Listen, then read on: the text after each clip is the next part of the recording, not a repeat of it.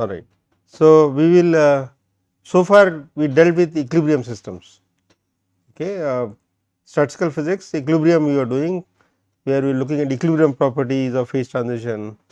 I did not do many calculations, but even quantum field theory, lot of as long as you assume Green's function and Collinson function are equal, time is not playing a role. So, then we solve equilibrium. Okay. So, now we will go into non-equilibrium. So, here things will be dynamic, things will change in time.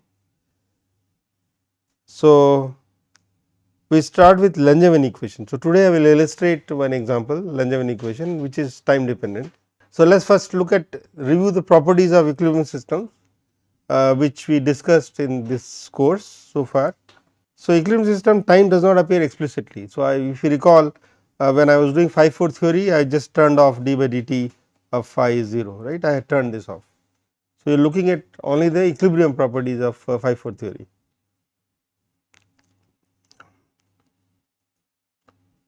This is used for studying for many things like equilibrium stat mech, phase transition and some quantum field theory, okay, which I did not do a lot of examples, but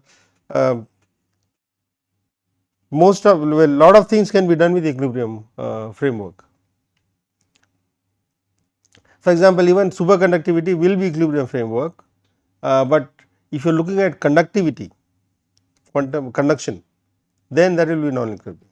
Okay. So, I think it will become clear when I give some examples. So, for equilibrium systems GK is CK, I in fact showed it demonstrated using an example. So, Green's function and Collinson functions are same, and it is not time it is not we do not have frequency dependence on this, omega was not there, okay, this GK or time dependence we do not have it, and detail balance is respected. So, energy flux or energy transfer from one to other is 0. Okay. Non-equilibrium systems, time will come explicitly. Okay. So, if I were dealing with phi 4 theory, then I had to worry about this d by dt of phi. So, this will be like this phi minus phi cube plus Laplacian phi. So, this phi d by dt will be playing a role. So, I have to write phi as function of x k in omega. So, wave number k which we used to do before, but the frequency will also come into play. Okay. So, system will evolve in time. Green's function and Collinson functions are functions of time, okay, functions of time. Gk is not same as Ck. So, in fact, we will have Gk omega. Okay. I will give an example in today's class itself. When frequency comes, then things are different. Detail balance is typically not respected. Sometimes it may be, but in general it is not. Energy flux is not equal to 0. There will be energy transfer across scales or across it could be real space itself. For example, in conduction when heat is flowing from, so this hot region and cold region, heat flows like that, no. So, this is heat flux and that makes it non-equilibrium, right, because heat is going from left to right. Had it been equilibrium, then what goes from right left to right should also be equal to right to left and they should cancel. But for non-equilibrium there will be a one direction of energy heat flux or quantum flux and so on. Okay. So, we will deal with I am going to introduce Langevin equation. So, Brownian motion everybody is aware of. So, I will Langevin equation describes Brownian motion or motion of a this particle in a background of atoms and molecules. So, these black dots are molecules and this red dot is red block is some dust particle or pollen, okay, And please keep in mind that this system is, there is no mean velocity, hydrodynamic velocity. So, it is not like atmosphere where there is a hydrodynamic velocity. This is at small low temperature where things are, I mean the water is still, and if you put a pollen particle or some light particle, it will jiggle around.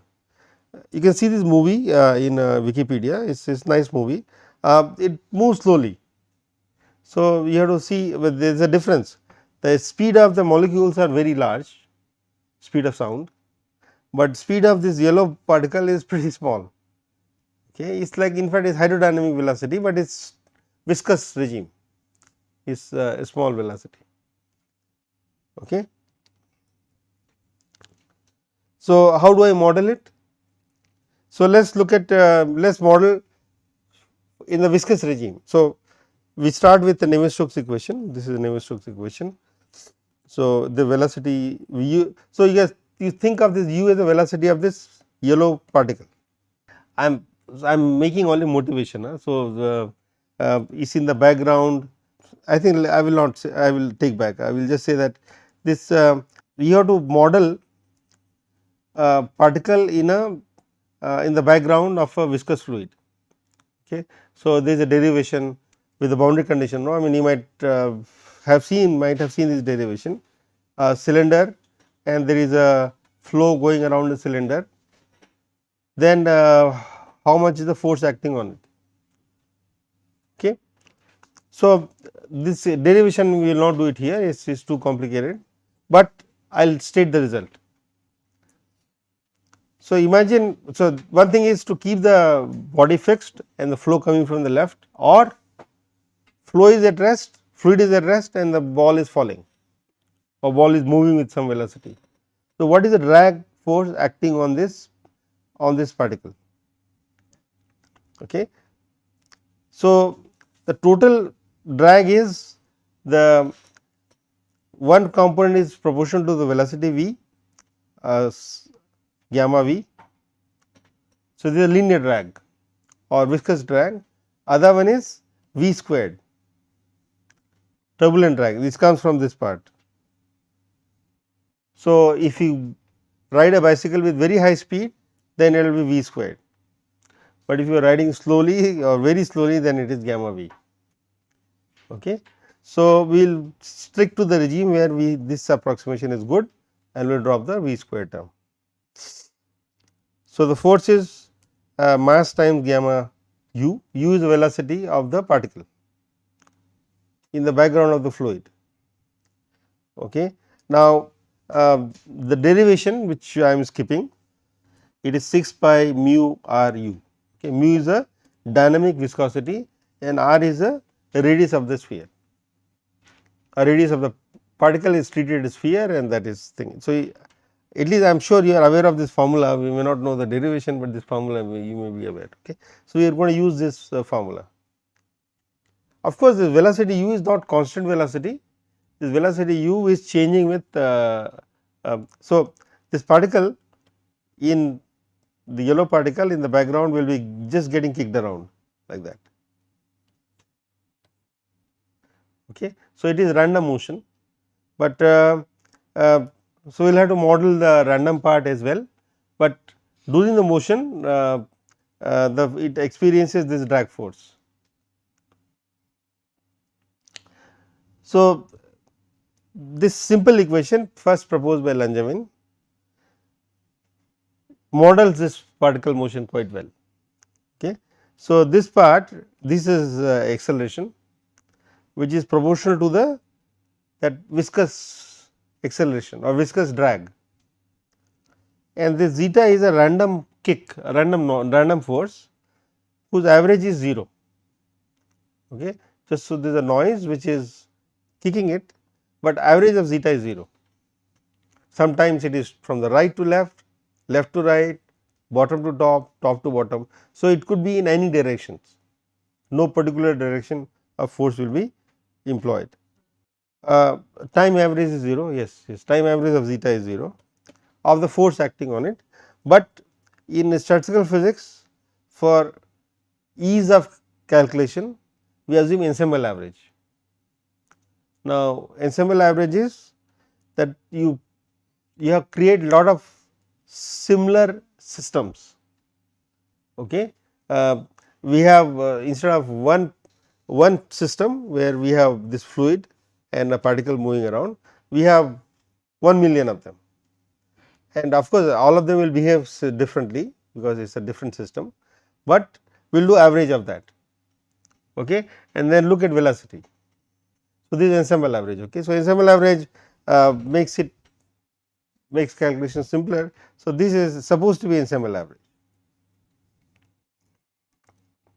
So, if I do ensemble average, then zeta average is 0. So, we will get this, and it has a very trivial solution, right. It is a linear equation for u t averaged, and its solution is exponential in time. So, this is the average initial velocity e to the minus gamma t.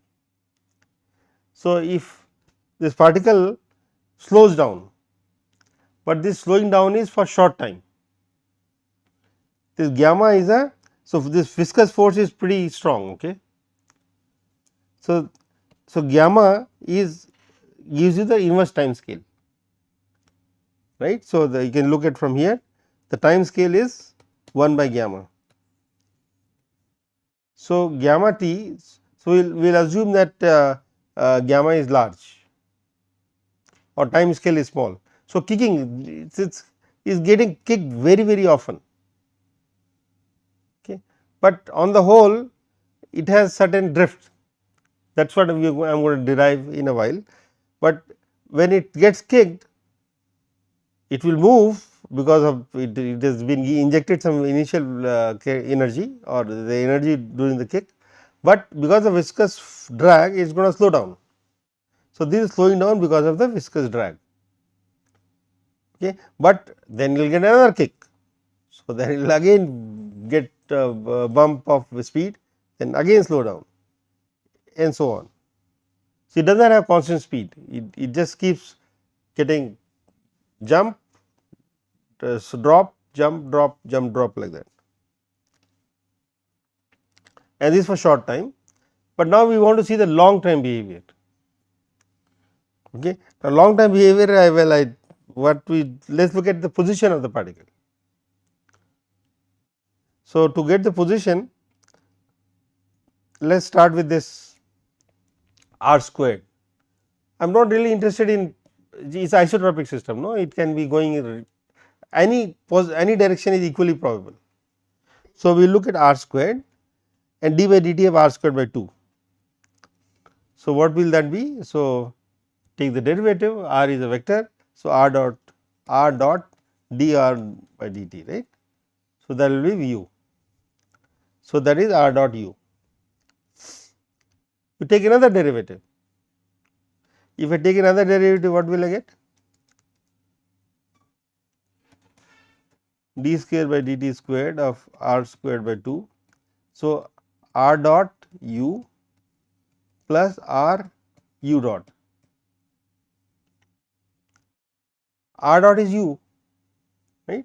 So, the first term in the right hand side becomes u squared, this is u squared, right, u dot u. The second term is r dot u dot, u acceleration, and acceleration is minus gamma u plus zeta. Okay. So, now what is this guy? This is r dot u minus gamma, but I know what is r dot u, it is d by dt of r squared by 2. Okay. So, you plug that in. So, this is replaced by d by dt of r squared by 2 plus r dot zeta. This is at my right hand side. Now, I do the ensemble average, I do averaging. So, if I do averaging, r is changing, of course changing, but changing slowly, but zeta is changing fast. So, if I do average of this, what will I get? 0, no, because r is changing slowly, adiabatic approximation. So, this will give you 0. So, we have two, right hand side has only 2 terms, not 3, and this is the first term here, and second term is here, and u squared I take it to the right hand side. Well, it is already in the right hand side, but I am taking this to the left hand side. Okay. So, this will give us how r squared changes with time, right. It is a second order equation, but it is easily solvable, it is linear in r squared. So, what is the solution? Homogeneous part and a particular part, and homogeneous part will be constant plus exponential minus gamma t. So, there are two parts, two homogeneous solution, right, second order. So, that is what I write it here. So, this is exponential part, okay, and so you try e to the power m t, okay, that is, and find m, and one m will be 0, other one will be minus gamma, and the particular part is, so we let us try the solution which is r square is linear in t. So, this will give us a constant and this will give 0. So, linear in t satisfies the equation, and particular solution is unique. I am just doing it by guessing, of course, you can do by other tricks as well, but this is a particular solution. Just plug it in here, you will find the left hand side will give you u squared. Okay. Now, how do I determine C1 and C2? I get it from the initial condition. Let us assume that it starts from origin. So, at t equal to 0, r squared is 0, and also I need another initial condition. So, let us assume that d by dt of r squared is also 0. Okay. So, I will not do the algebra, this please put these two initial conditions and that will give you the solution like that. Okay. So, this is the exact solution of that equation for the initial condition given here. Okay. At t equal to 0, you can see that this becomes 0 and this becomes 0. So, r square is 0. So, initial condition is respected, but of course, I have to do the derivative as well, more algebra, but you can verify. Now, for short time I can short time what happens. So, which will short time is basically pretty uninteresting, right. I mean, there is too much jiggle, I am looking for long term behavior. Okay. So, short term I can expand this part 1 minus gamma t, okay, and then what happens, this will be 0. So, you go to the next order term gamma square t squared by 2. So, that will basically give you t squared, and what does it give you t, what does it mean r squared is going as t squared, right. If I do this, then this will cancel with this and I will get t squared. So, it is like a ballistic, right, a short time before the kicks, it is going with constant velocity for short times. But if you go for t bigger than gamma 1 by gamma, then the kicks are trying to negate its ballistic motion. Okay. Is it clear? I mean, for short time it is going with some velocity before it gets another kick. So, when it is going nicely happily, but well, poor guy, he just gets boom, one atom comes and hits it, then it gets what happened, then it moves in some other direction. But on the whole, for very long time, so t much bigger than gamma. So, I am looking for other limit t much bigger than 1 by gamma. So, this is going to 0. So, and t is very large, so 1 can be ignored. So, this is the term which is non-zero. So, r squared is, so this 2 I am taking the right hand side, 2 squared by gamma, 1 gamma cancels with gamma squared. So, this is the thing. So, r squared is proportional to t, looks good, no? Does it, are you happy with this? This is a random walker, right. R goes to square root t in time t. Had it been ballistic, it would have gone straight t squared, but because of these collisions it is losing direction once in a while, well very often actually, not once in a while, but on the whole it is drifting away from the origin. So, R squared is proportional to t and this is a proportionality constant. Now, U squared is in a heat bath. So, this fluid is at a constant temperature and there are a lot of molecules. So, this our particle will be in heat bath, thermal equilibrium. Of course, temperature of this blob is same as temperature of the molecules, right. That is equilibrium, that is what it means. Temperature will become equal. If this particle was too hot, then it will transmit to the particle molecules and vice versa. So, its temperature is T. Well, it is a single particle, what do you mean by temperature is single particle? But idea is that half mv squared of this particle is half kBT, but it is 3 dimensional. So, Vx squared plus Vy squared plus Vz squared in the left hand side. So, I have to put 3 here. Okay. So, mv squared is 3 kBT. So, U squared is 3 kBT by m. So, that is what I put it here. So, 3 times 2 is 6 kBT by gamma m. Kb is a Boltzmann constant. Now, Kb you may know that Kb is Rydberg constant by Avogadro number and gamma m is the viscous force. I can use 6 pi eta r, r is radius of this particle. So, you put that 6 is cancelling with 6. The numbers we should not worry too much about these prefactors, but irrespective 6 is cancelling with 6 here and we get this formula. So, R squared is proportional to T and this coefficient is called diffusion coefficient, okay. Diffusion coefficient.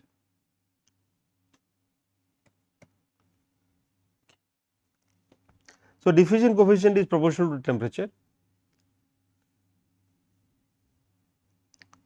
and is inversely proportional to the viscosity, okay. So, this is a formula and who came up with this formula first?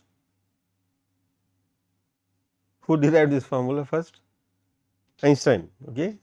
So, his 1905 paper, one of the famous papers, that is why it is called Einstein relation. Now, Einstein used this formula to get Avogadro number. So, how do I get Avogadro number? So, this of course, he used an experiment, he did not do the experiment himself. So, the experiment D was reported, R was known for thermodynamics, temperature was known, eta was known for water, R estimated the molecule radius. So, n can be obtained from this, okay. So, from the experimental data n was determined, he was off slightly, but he was quite on dot, okay. So, this is how the Avogadro number was computed for the first time and this is a good formula, okay. I mean this is a very powerful formula. So, you can get diffusion coefficient from microscopic quantities. So, this is Einstein relation. So, in electric field, so the equation will be changed a bit. So, instead of this random force we put a constant electric field and this is also very easy solution. For short time the homogeneous solution will be important, but for long time only the particular solution will be important and particular solution will come by u will be constant, okay, by equating these two terms. So, by equate that two term you will get u d is equal to E by m E by gamma and this is the drift speed, okay. So, electric field, so compute conductivity you use this model, I think Root's formula or something like that, okay. And this mu is called mobility, the coefficient in front of E. So, the drift velocity is proportional to E and the proportionality constant is called mobility, okay. And mobility is connected with D, right. So, D is kBT by gamma m, I derived in the previous slide. So, I just adjust these parameters and so on. So, the diffusion coefficient is kBT by E, electric charge E, multiplied by mobility. Okay. So, we can do quite a bit of stat mech by this simple model, Langevin equation. Looks interesting and looks very promising as well. And this equation is non-equilibrium. So, in fact, that leads to diffusion.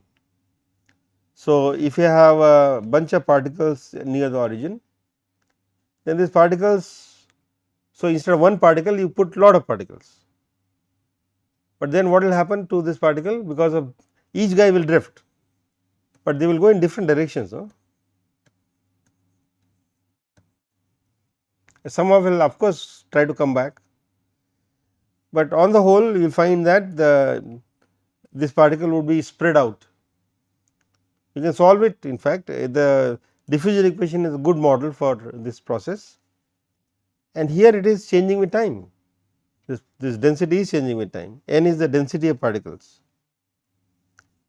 So, this is non-equilibrium.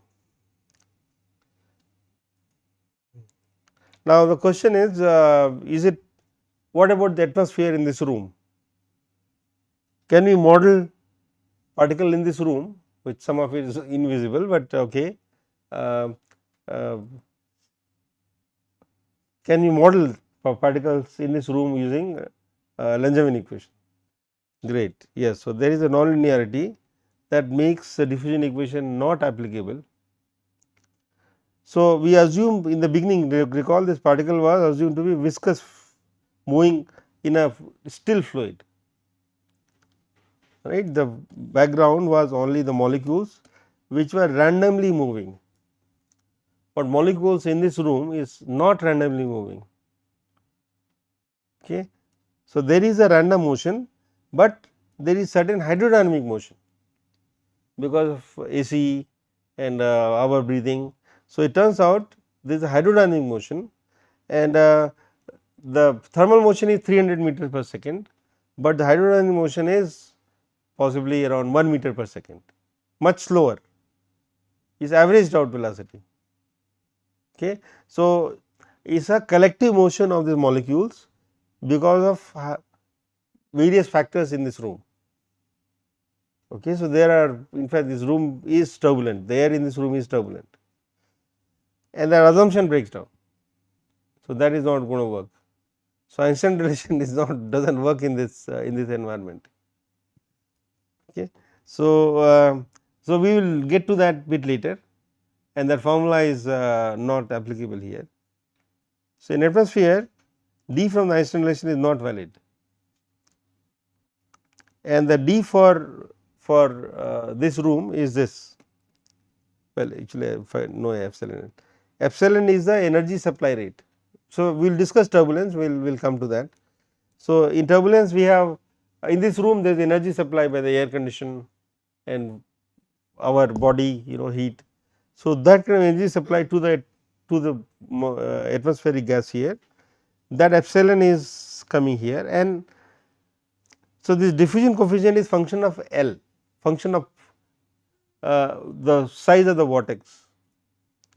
It is not constant like Einstein relation, there is one diffusion coefficient. It turns out the diffusion coefficient will change with L. So, this is the formula which we will derive later in the course, and so it is not, it is more complicated. Okay. And the diffusion R squared was proportional to T in Langevin equation, but for atmosphere it is not T, it is, we know that, and we can derive it, is T cube.